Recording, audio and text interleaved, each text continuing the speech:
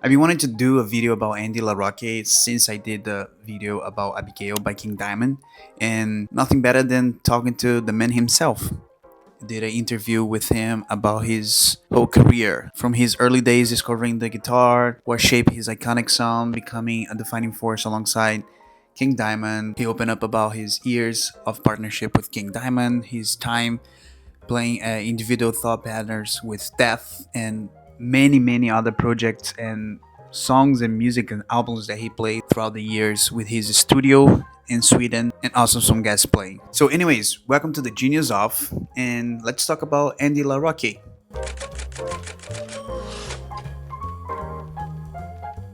You're born in Gothenburg, right?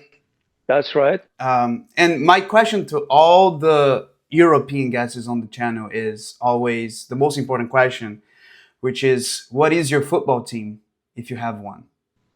Well, I can't really say, that I have a favorite one right now, but I mean, there are actually three different, teams in Gothenburg if you're born and raised here. And I would say my most favorite of the three is the IFK Gothenburg. Uh, that's a, team that always kind of, been in the background for me, and I've been a couple of, matches on them or games, and I mean, that's one of the really good, teams in Gothenburg for sure. Yeah. So soccer is not something, or football, say, it's something that it's you like it, but it's not much your thing. No, not really. I never Okay. really been into sports, that much. Of course, when I was younger, I mean, really young, I mean, there were some hockey, there were some, football, some whatever, but I mean, real early when I was like 12 or 13, maybe, the music, and the guitar took over everything for me, took over my life, for sure. So I didn't really have time for a lot of sports, I mean, you have to choose between sports or, girls, because the guitar's always been there, since I was like 13, but then, sports or girls. Okay, girls, So yeah, that's it. So you mentioned 13. Is that do you remember when or how or which album or band made you at 13 just forget about everything and just focus solely on guitar? Yeah, I think I was about 12 years old when I went to my first concert. I was trying to go to Alice Cooper show, Welcome to My Nightmare thing. But I was a little bit too young, so my mom and dad didn't really want to let me go by myself, or my friends. I was only like 12, by that time, so I had to wait just a little bit more. And my first concert, I think, was Blue Oyster Cult the same year. But then I went with my uncle, it took me there, everything was cool. So Blue Oyster Cult, that was the first concert for me, the real concert. Yeah. Do you remember? So you went Blue Oyster Cult, and that was the first step that it sort of like brought you to the rock and roll world, and it went all downhill from that. Which is all Well, straight. that was my first concert, but I Yeah. listened to a lot of albums before then, I mean, a couple of years earlier when I was like 11, 12, I started listening to everything that was going on the radio at that time, and that was like, the glam era, like Sweet, Slade, T-Rex, Susie Quattro, Status Quo, uh, and then, Kiss came into my life, Black Sabbath came in, Thin Lizzy, and then it kind of grew from there, So, I mean, I guess it all started around maybe 72, 73 for me, when I started to like kind of, listen to radio and, started to like things, And I think I was maybe 13 years old when me and the bass player, I was on guitar and we had just a friend of mine playing bass, just the two of us down in the basement, and we said like, wow, this is really what we want to do, I mean, 13 years old or maybe even a little bit younger than that, but somewhere around there, I just made up my mind and said to myself, this is really what I want to do, for the rest of my life. Yeah. Do you remember your first bands around that time, or projects, or anything that you got together and play? The first real band, I can't really remember the name of that, but uh, I mean, when we were really young, but the first, I would say, the real band that we started, go out playing with was a band called Black Rose. I mean, all bands back at that time had, the name Black Rose because Lizzy influenced, I guess, And then we had a band called Backstreet, and started that way, with like a little, different configurations, and started up there. And well, man, I've been in so many bands, but I guess that's a really good experience. But back then, when I was like 16, I guess, we started really hardcore to rehearse and also practice. I mean, we had this kind of room where we had to take everything out 6 days a week. And then after rehearsal, we had to put everything back into a storage, every night for like 6 days a week for several years. Actually, we did that. So we were kind of experts on packing our gear. That was cool, but that was a really good experience. And we rehearsed like 2 3 hours every day for like 6 days a week. And that's how you start to kind of get to know each other, and start to listen to what the other guys in the band do, and just get a better musician, I guess.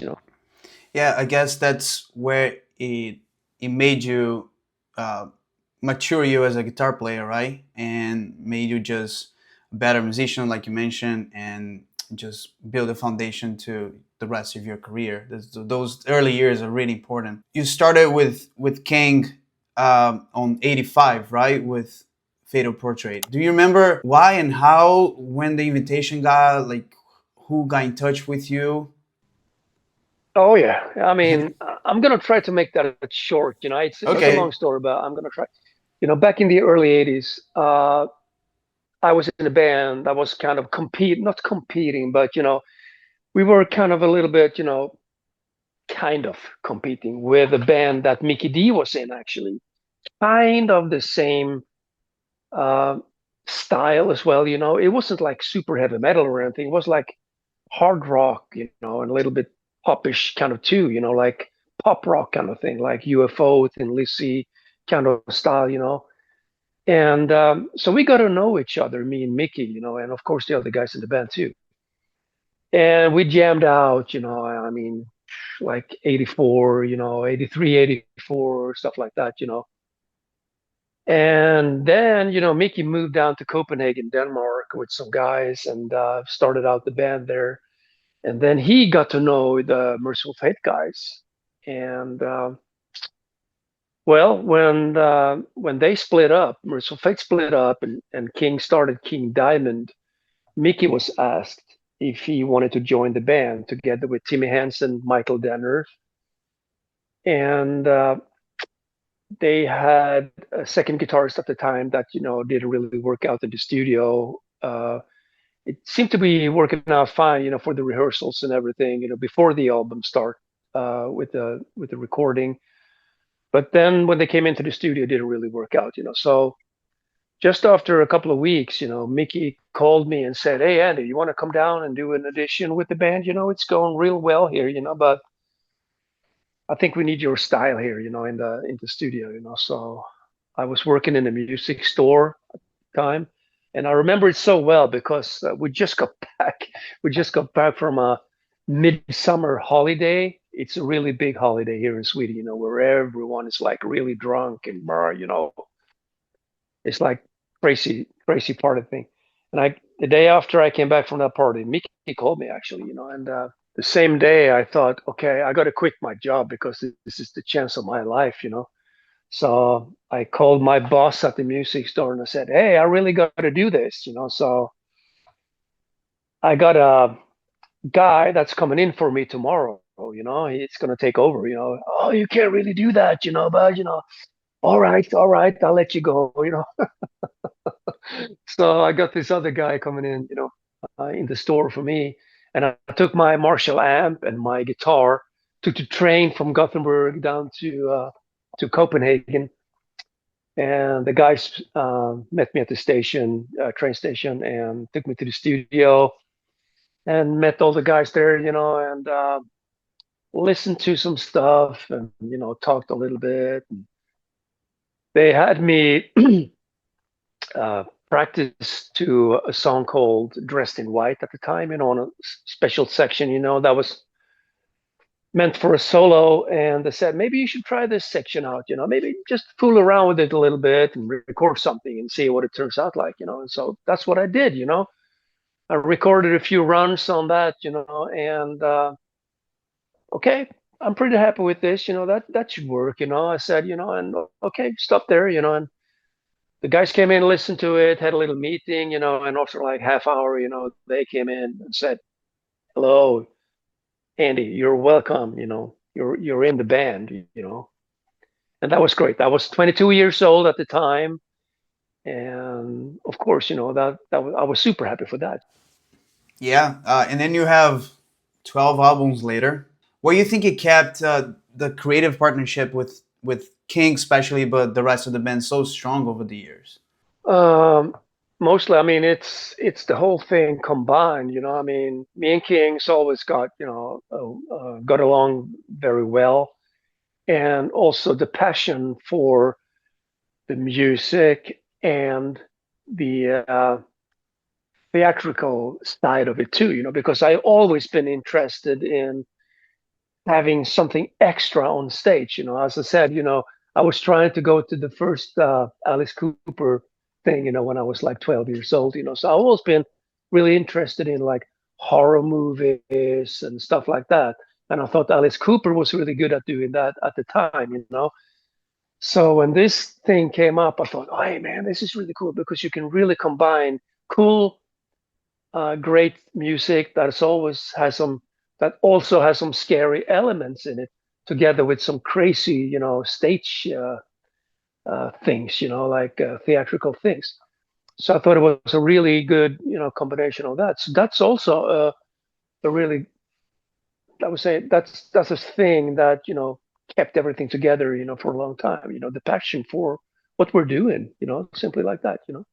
Yeah, we got to talk, and I have to ask just any story or anything that you want to point about. Obviously, Abigail, you can see it for the light. Yeah, um, which is I was born in '92, and I wasn't reading around that time when the album came out, but doing the research and talking about that for the video, it was such an important album, not just because of the quality, obviously, but what exposed metal to be, right? Just like you mentioned, creating stories about horror themes and all those things, but also open up so much a big door for other bands to explore that, right? And I think that album and King and you guys became first ones that did it, and then kind of push everything forward for other people to do it as well. Do you have any recollection or anything that it's interesting to talk about the creation of the album? Oh yeah, definitely. I've got long stories about that. But at that time when we started recording that album, we had played together for about a year and a half. And I'm going to tell you from the beginning. I mean, we recorded Fatal Portrait in the summer of 1985.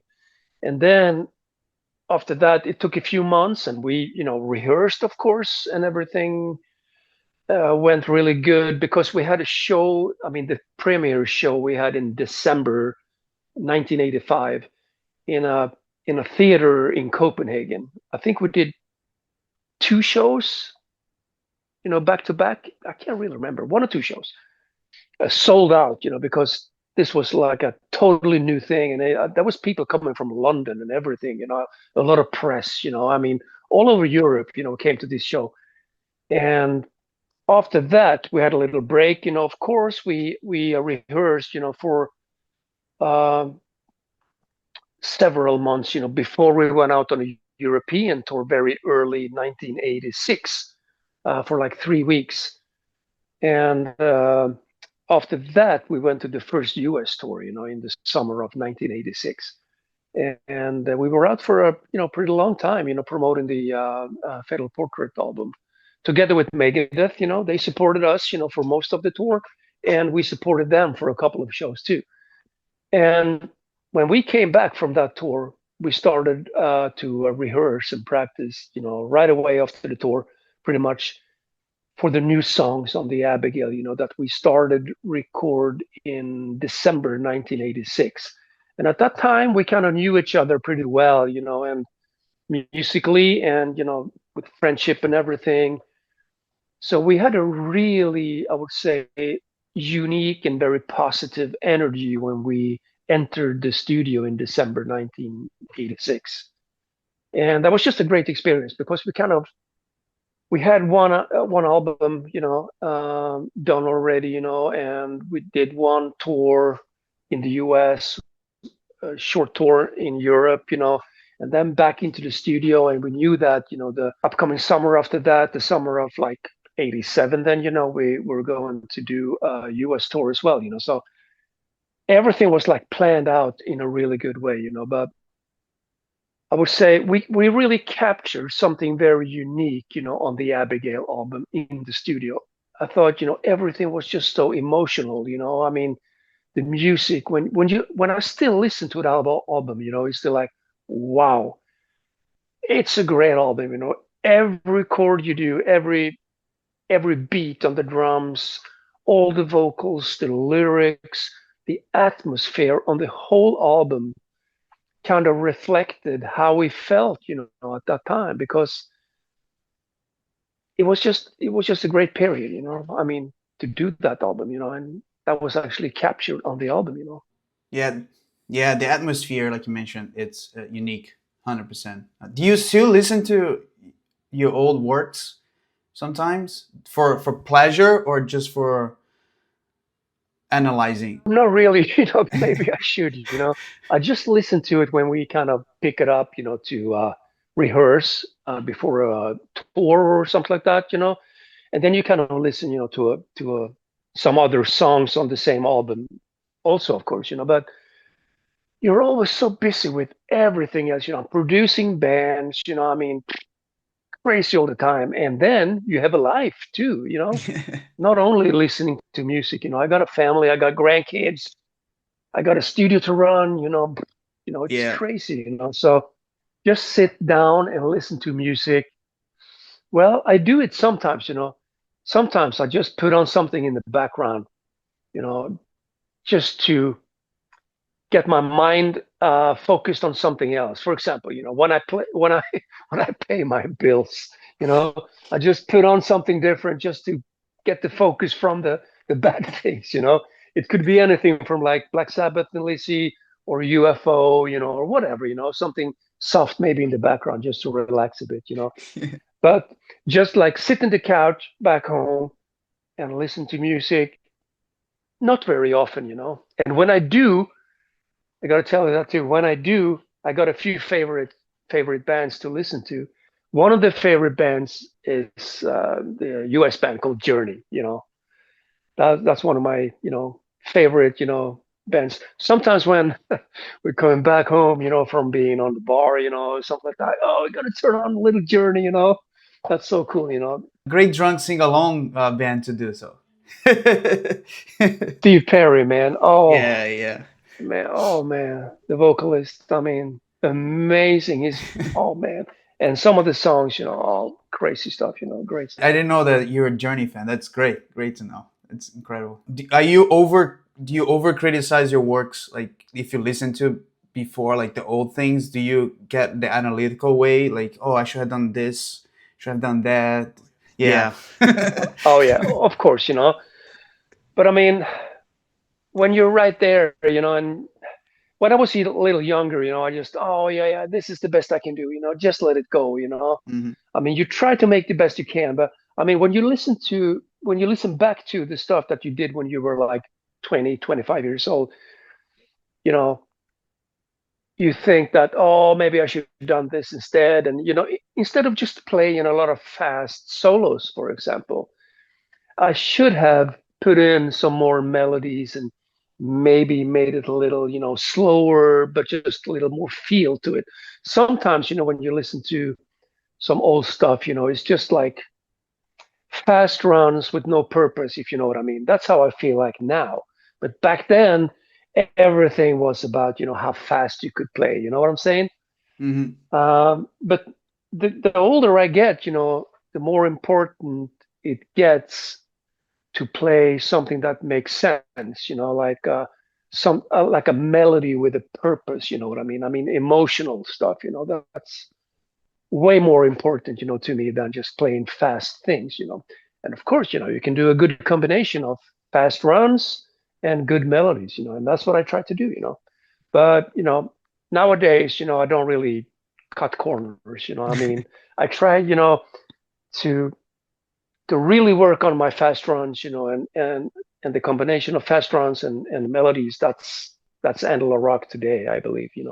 Yeah, yeah. That you mean evolving as a musician, and you seeing, you listening to your old things, and then you finding ways to be better for yourself, right? So in between the Eye and Spider's Lullaby, you did play individual thought patterns with Death. I was reading the Chuck's new biography that just got released last year, and I knew about that. But when I was reading through that part, I was like, oh yes, oh my gosh, he did. Apart from all the different lineup changes on Death, which is crazy to keep track on it. But how did that happen? Um, that was like a period of time where we didn't really have a contract with King Diamond. That was back in 90, I think, when we released The Eye, and then after that, we released the live album that was captured from the mixing console, live. I mean, nothing was done with it. It was just the way it was.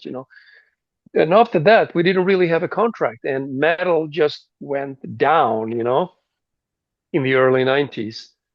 And we were just, trying to work on getting a new deal with some record company that was interested in and could support us the right way.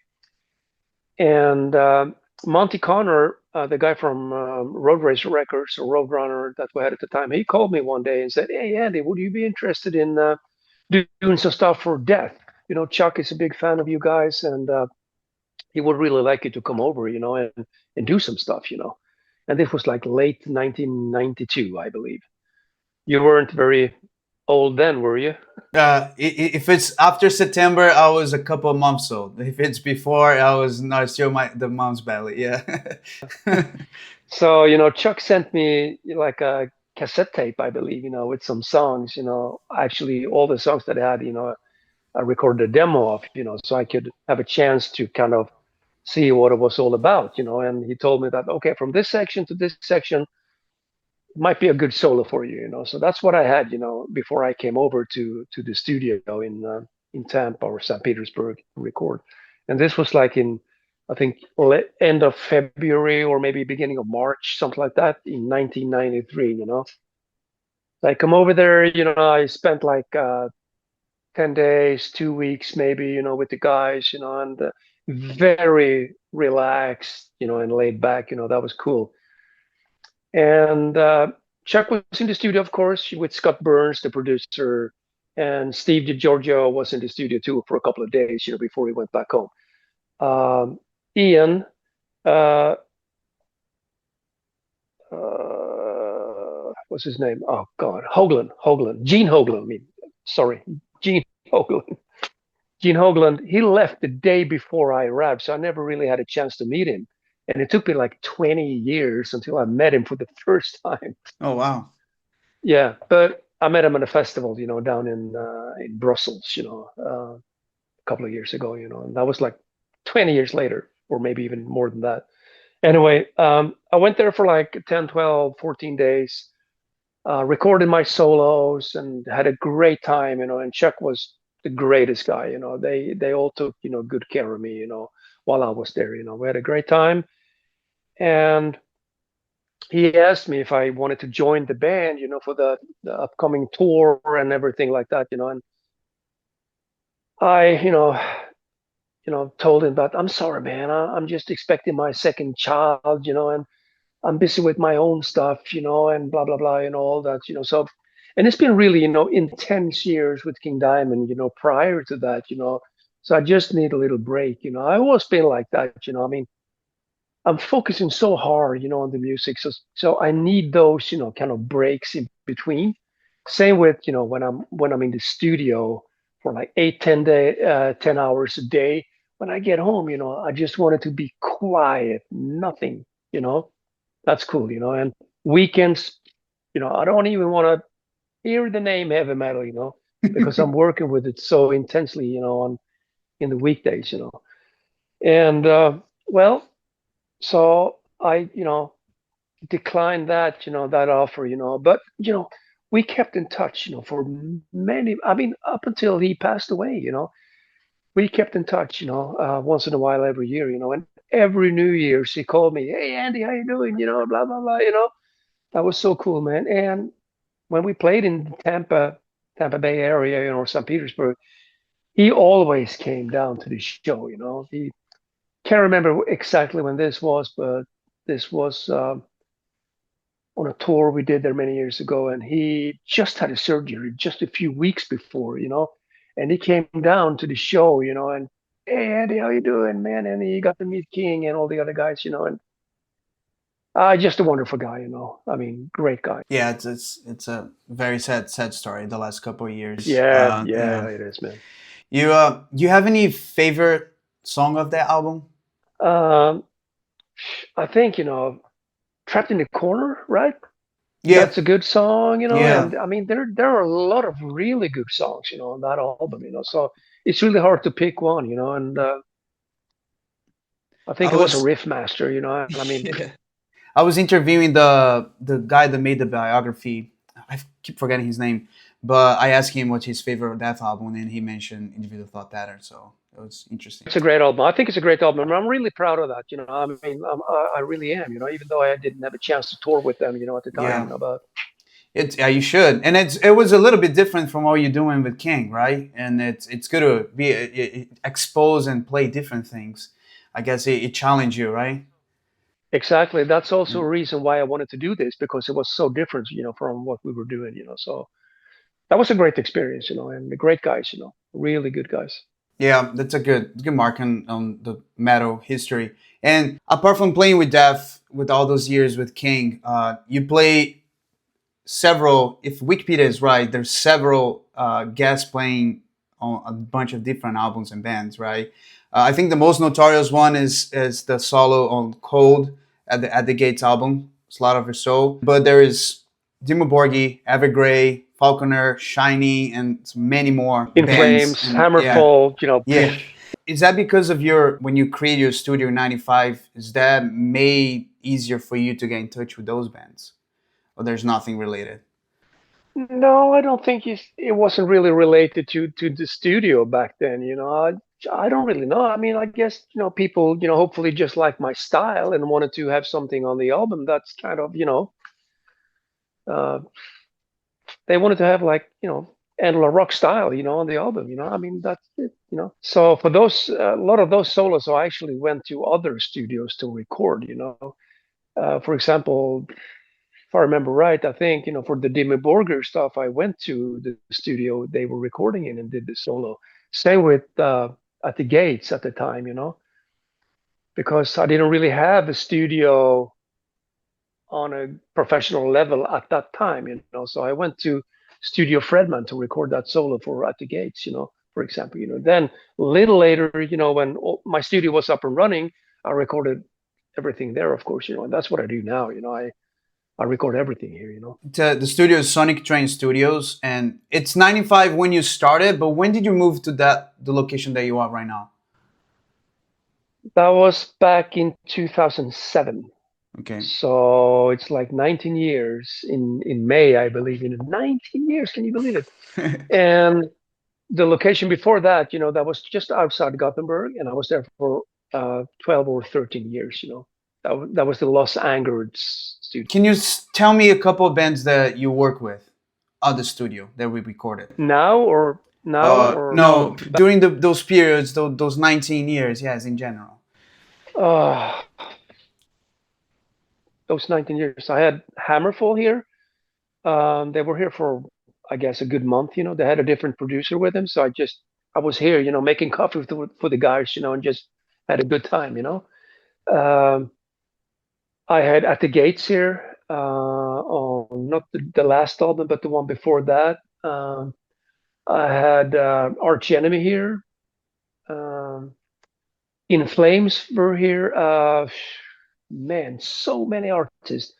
I had Tony Martin, the vocalist from Black Yep. Sabbath. He was Yep. actually in Black Sabbath for 10 years. But that was like a period when metal kind of, Yeah.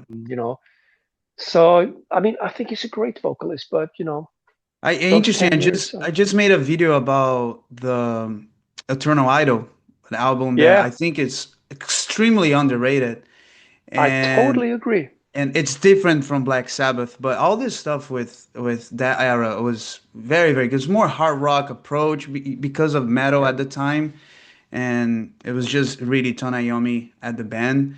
But it's extremely underrated, and he is the Yeah. after Ozzy and Dio, he's the one that stay in Black Sabbath the most, which is Yeah, crazy to think exactly. about. And no one really Exactly. talks Yeah, about that's it. crazy, Yeah, man. yeah. Yeah. And I had, some kind of, well, I'm not going to say local guys, but Swedish guys at least, like Snowy Shaw's been here, uh, Messiah Markolin from Candlemass, and some great drummers. And I've been working with musicians from the Yngwie Malmsteen band, and I've been mixing stuff with musicians from Dream Theater, and I mean, the music world is like really, you kind of know each other, in different ways, and it's like a web, where, you know, connected to the music world in a strange way, So, You man, I been can't keeping even busy. remember. Yeah, you've been Yeah, yeah, keeping yeah, yeah, busy. yeah, Yeah. yeah, yeah, yeah. And I can't even remember all the bands. I got to check my schedule, like my calendar, for the last couple of years. So like, oh yeah, they've been here, they've been here, they've been here. And Uh, I've been working with a lot of, US bands, and bands like all over the world, and I just got a booking from a band from the Philippines right now. They're coming here in August, I believe. And metal guys from Mexico, Spain, Brazil, Japan, even India, all over the world, come here to this little small, town to record with me, which is great. I'm really happy with that. And what that's another thing, yeah. I think I know the answer, but what's harder, produce or playing?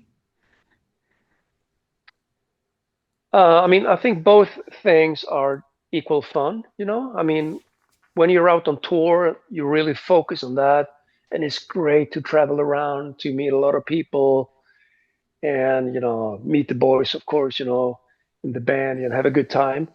And then after a while, you kind of, wow, cool to get back into the studio and produce these bands now. So I think I'm really happy to have that combination of things. I mean, to do that, it's awesome. Yeah, So I can't it, really say this is more fun or this is more fun. It's equal fun. Both things.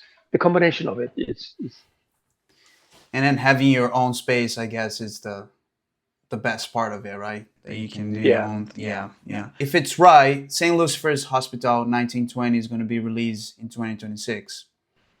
Yeah, I talked to King actually yesterday, about things, and we have, I mean, we have pretty much all the songs. I sent a bunch of songs like 4 years ago, like complete demo songs with the right recorded guitars that could be used for the album, I mean, because when I do that, I don't want to redo it, so I do it the right way right away, And then, of course, it's always a matter of rearranging the songs, but the playing is already there. Same with the keyboards.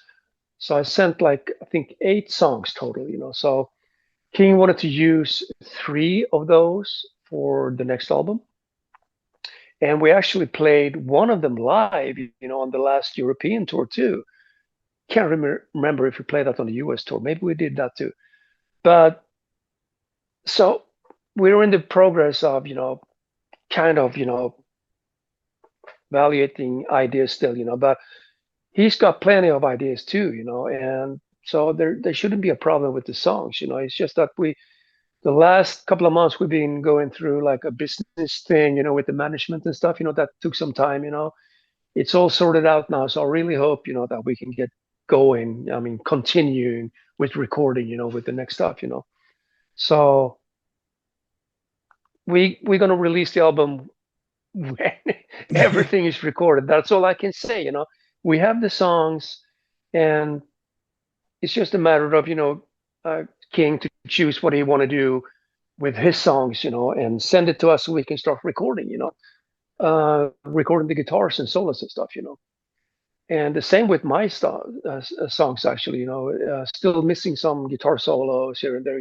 but that's just, a few days here and there, and then it should be, my songs should be done, actually. I got a small part on one of my songs that needs to be fixed, and then I got like 3 songs for the album too, so, you know, Do you guys, are you it's, doing your own studio or are you doing somewhere else? no, I'm recording all my guitars here and all the Okay. keyboards and everything here. And King is recording his vocals back home at his place. Drummer Matt is recording drums at his place. He's got a great drum setup that sounds really good.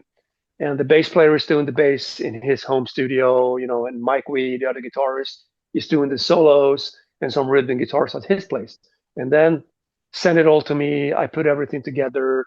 And then for the final touch, we have a guy called Arthur Risk. He's going to do, the final things, And it's really good, to have Arthur, because then I don't have to focus too much on the details. I just put together the basic stuff. It sounds good. It could be released the way I would send it to him, but he's doing the final touches, that just, wow, cool, man. I didn't think about that, and so it's great to have him do that, and we can focus on the music instead of, all the small, tweaks and details, with the final mix, which is great. Looking forward to it because it's been 17, no, 17 years. Like how long? 19, 19, 19. 19 I'm years. sorry, man.